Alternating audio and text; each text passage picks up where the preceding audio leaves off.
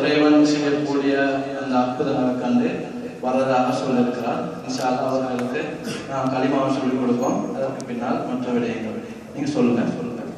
அஷ்ஹது அஷ்ஹது அல்லா இலாஹ இல்லல்லாஹு வஹ்தஹு லா ஷரீக லஹு வ அஷ்ஹது அன்ன முஹம்மதன் அப்துஹு வ ரசூலுஹு.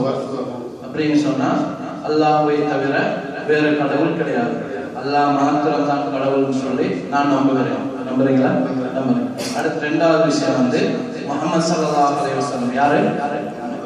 முஹம்மத் என்கிறவர் அல்லாஹ்வுடைய ஒரு தூதரும் ஒரு அடியார் என்று சொல்லி விசுவாசிக்கிறது. இந்த ரெண்டு நம்பிக்கை, முதலாவது ஓரிரை பொருளை ஏற்றுக்கொள்கிறது, இரண்டாவது முஹம்மது என்கிறவர் அல்லாஹ்வுடைய தூதர் அடியார் என்று சொல்லி இந்த ரெண்டையும் நீங்க நம்பிக்கை சொன்னா முஸ்லீம் ஆயிரும். நம்புறீங்களா? அல்லாஹ் இதிலிருந்து நீங்க ஒரு இஸ்லாமிய சகோதரர். உங்களுக்கு என்ன சார்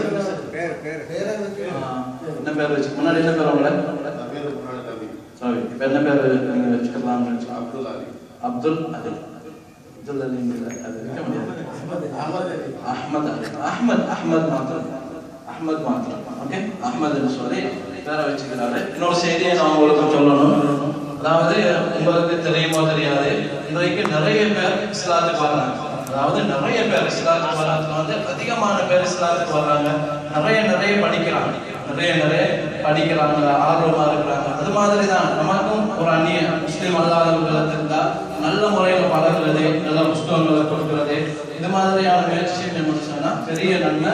அது சொர்க்கம் போறதுக்கு நம்ம கூட்டி செல்வதற்கு பிரதான காரணமா இருக்கு. எல்லாரும் அவருக்கு சலாம் சொன்னா அவருக்கு சந்தோஷமா